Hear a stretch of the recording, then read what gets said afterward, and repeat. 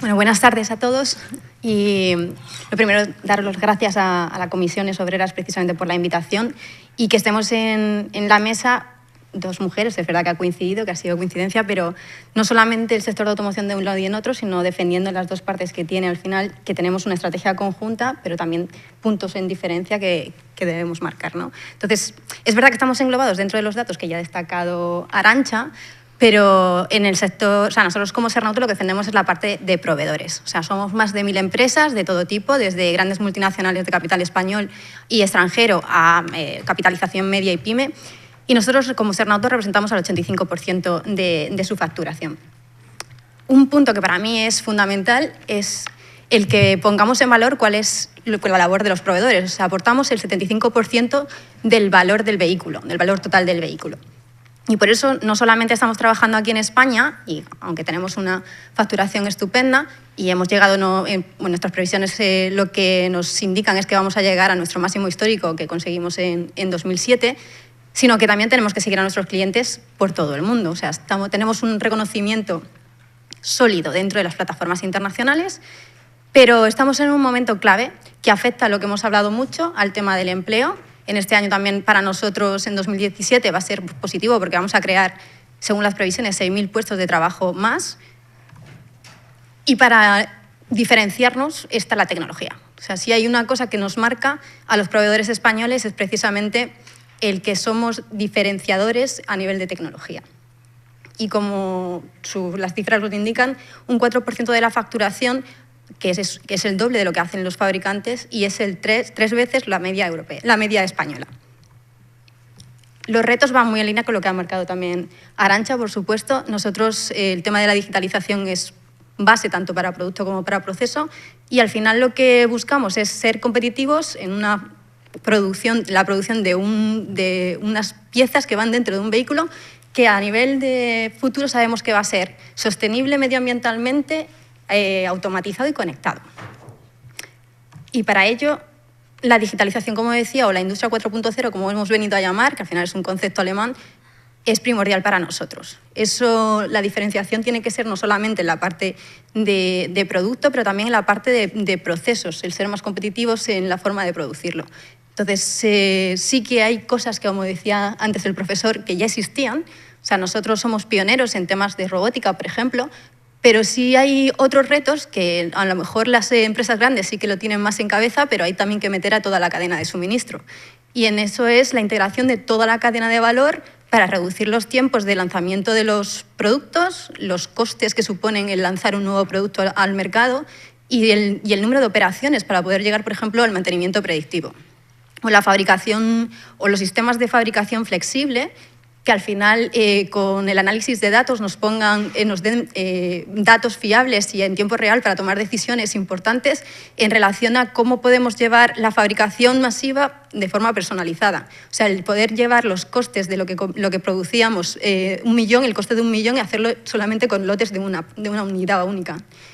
Y un tema que yo creo que para destacar en proveedores es el tema de la trazabilidad unitaria. Hasta ahora lo hemos hecho por lotes,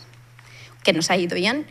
pero es una exigencia que para nosotros los proveedores está siendo muy importante porque ha empezado BMW y Fiat, por ejemplo, pero sí que consideran que necesitamos tener una información única de cada una de las piezas, hacer un seguimiento en caso de problema de cada una de esas piezas y cómo ha seguido en su proceso, cómo han sido los pasos, y no solamente desde un punto de vista logístico de qué ha pasado en cada uno, cuál ha sido la fecha de entrada y salida dentro de ese proceso, sino también en la variable calidad, que es lo que se va buscando para seguir a dónde está el problema y poder solucionarlo lo mejor posible. Pero eso también significa una inversión importante por nuestra parte, porque no solamente hay que tener en cuenta que si tenemos que poner un código dentro de una pieza, depende un poco de la pieza el espacio que necesitamos un espacio mínimo, necesitamos marcar esa pieza y necesitamos tener disponible la maquinaria que tenga esa relación para leer el código que hemos marcado y lleve esa información en cada uno de los pasos de esa pieza. O sea, hemos hecho un cálculo, por lo menos hay empresas dedicadas haciendo el cálculo, de que en una empresa media, unos 15.000 euros solamente supone el hacer la adaptación de software. Y, por supuesto, la inversión es mucho más amplia cuando necesitas una maquinaria distinta. Y, por último, un tema que hemos hablado, el del tema de humano, la ergonomía. la ergonomía entendida como cómo podemos ayudar a nuestros empleados con, por ejemplo, exoesqueletos, como se puede ver en la foto, para que las posturas sean lo más fácil posible para ellos para hacer ciertas cosas y evitar las temidas lesiones. Lo que habíamos hablado antes es de la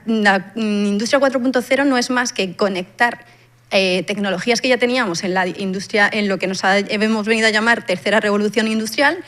e intentar conseguir aplicarlo dentro de nuestra industria. Es verdad que hay muchas tecnologías que ya existían y lo único que hemos conseguido ahora es poder incluirlas dentro de nuestros procesos.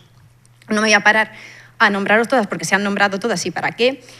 pero sí que creemos fundamental el que haya una metodología, porque si hemos sido pioneros en el sector de componentes, e incluso dentro de la industria, de la estrategia de industria conectada 4.0 que se ha nombrado antes, hemos sido un sector de los que se ha tomado junto al textil para poder enseñar lo que se puede hacer dentro de la industria, pero creemos que es un tema que está ahora mismo dentro de las grandes empresas y necesitamos que baje a Tier 2, Tier 3, etcétera, para que podamos seguir siendo competitivos. Entonces, para mí es importante que la gente haga un diagnóstico de cómo está su empresa, que tenga en cuenta con la visión Industria 4.0 y de todas esas soluciones que hemos dicho que existen, que elija la que realmente se adapta dentro de su empresa. No es necesario cogerlas todas, sino cuál es la que mejor se adapta a la tuya, que haya un liderazgo digital, o sea, que desde la alta dirección tengan claro lo que quieren y que, por supuesto, haya alguien que coordine la gestión del cambio. Porque al final, lo más importante de todo esto, que lo hemos hablado, son las personas.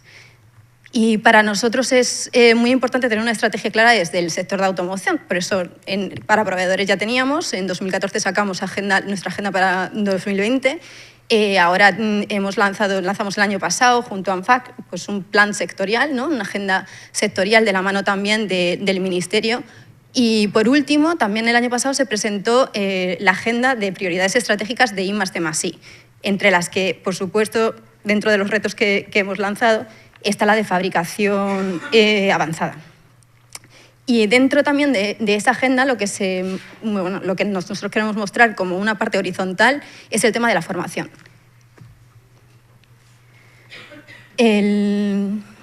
Lo que se ha hecho en Europa, o la preocupación que hay en Europa, es que vaya a haber una falta de capacidades en sectores que son prioritarios a nivel europeo, entre ellos el de automoción. Y por eso se ha lanzado un proyecto que está reconocido o sigue las bases de lo que se llamaba el GEAR 2030, que es un grupo de alto valor dentro de Europa relacionado con temas de automoción, en el que sí que se estableció cuáles son las líneas de capacidades dentro de la cadena de suministro, y dentro de ello lo que se destacó es el tema de la formación. Pero una formación, como habría nombrado también el profesor antes, no desde el punto de vista universitario solo, sino, o sea, es verdad que buscamos mecatrónicos, o sea, hacemos unas mezclas y encima con habilidades digitales, pero no solamente tenemos que tener en cuenta lo que se está haciendo a nivel de universidad y la entrada de los nuevos puestos de trabajo en el mercado, sino también cuántos empleados tenemos dentro de nuestras empresas con unos conocimientos excelentes que tenemos que saber cómo adaptarlos a los nuevos sistemas de producción y a la convivencia, no solamente con lo que hemos llamado la robótica colaborativa, sino también con esos nuevos usuarios digitales que conviven con unas tecnologías a los que ellos no están acostumbrados. Entonces, dentro del DRIVES, en el que participan todo tipo de entidades, desde asociaciones, empresas, sindicatos a nivel europeo, y sobre todo universidades y agencias de formación especializada, lo que vamos a hacer es un paraguas de capacidades europeas dentro del sector de automoción y marcar cuáles van a ser los nuevos perfiles de trabajo, teniendo en cuenta las tendencias que tenemos en el mercado y las tendencias que tenemos especialmente dentro del sector de automoción, para poder saber con antelación cómo se tienen que adaptar todos los ciclos formativos desde todos los niveles. Incluso estamos llegando a decidir qué es lo que debería de estar marcado dentro de un colegio para que cuando vayas pasando por los siguientes grados no tengas por ejemplo, como se siente aquí en España, que al final la formación profesional no se ve como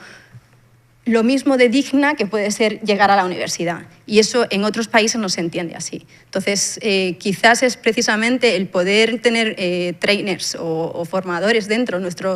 nuestros profesores de toda la vida, que realmente nos indiquen y nos guíen cuáles son las mejores habilidades que tenemos para adaptar nuestra carrera a lo que realmente podemos ofrecer. Muchas gracias.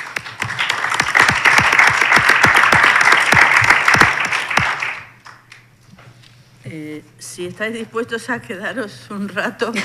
podríamos dar palabra, pero estamos sobre la hora de finalización. A mí me gustaría un poco casi como conclusiones dejar abiertos algunos aspectos que merecerá la pena seguir trabajando, como puede ser el tema de empezar a incidir y a definir mucho mejor cuáles son las políticas públicas que necesitamos para que todo este Máximo apuntaba a lo de política industrial, pero evidentemente de todo lo que se está hablando aquí, las políticas educativas, tanto universitarias como del sistema educativo en general y en especial de la formación profesional, es fundamental, no solamente que lo ha sido siempre, que debería serlo, sino que con estos retos que tenemos actualmente es fundamental. Nosotros tenemos un convenio entre la Federación de Industria y la Federación de Enseñanza y la formación profesional está siendo uno de los temas claves y estamos ya trabajando temas de FP Dual, de las titulaciones. Evidentemente hay problemas de plazas en aquellas titulaciones, citabas mecatrónica o la de robótica, no hay plazas suficientes porque no se invierte. Entonces se quedan fuera siempre muchísima gente que quisiera estudiar. Aparte del desprestigio, no quiero enrollarme con ese tema, aparte de eso tenemos dificultades de que no hay titulaciones suficientes en algunas familias profesionales, no hay ofertas de las familias industriales y de las titulaciones más importantes. Y por supuesto todo el tema de la formación continua y el reciclaje y el aprendizaje permanente que necesita el conjunto de los trabajadores y las trabajadoras, porque si no esto se pierde el tren enseguida, ¿no? Y a mí pero sí me llama la atención que no se haya incidido en uno de los aspectos a los que mucha gente le da mucha importancia y que además luego determinan capacidades, que es el tema de la predicción. El tema de la predicción de fallos o la predicción de problemas, claro, si tenemos problemas porque no se analizan la cantidad de datos que hay, evidentemente a lo mejor no se ha llegado todavía a ese punto. Pero en alguna de las cosas que yo llevo leyendo unos años, se le da mucha importancia a que el Big Data, una de las grandes ventajas es que puede predecir. Y eso es una gran capacidad humana, el poder predecir problemas, ¿no? Anticiparnos. Es uno de los mayores saltos de la inteligencia humana, la anticipación a los cambios, a la anticipación a los problemas. Pero además, dentro de las capacidades que siempre se señalan y nos lo dicen las empresas y los textos, es la resolución de problemas, que hay que formar a la gente en eso también, ¿no? De las genéricas, ¿no? O las transversales. Y entonces creo que ha salido muchísimo, que tendremos que seguir trabajando en alguna de estas líneas y con AMETIC también estamos renovando el manifiesto que ha mencionado Máximo y una de las líneas, porque hemos elegido ejes prioritarios, una de las líneas de trabajo es la formación profesional,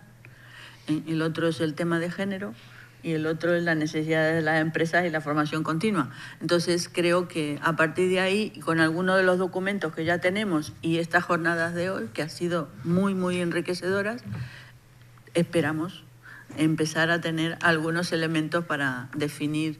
posturas y trabajos y seguir trabajando en estos temas. Si alguien quiere cerrar o decir algo más, le dejo el micrófono, pero yo creo que no hay nadie, ¿no? Pues hasta la próxima y que os llegará por email lo que habéis dejado, los datos, todo lo que podamos producir con todo esto. Gracias.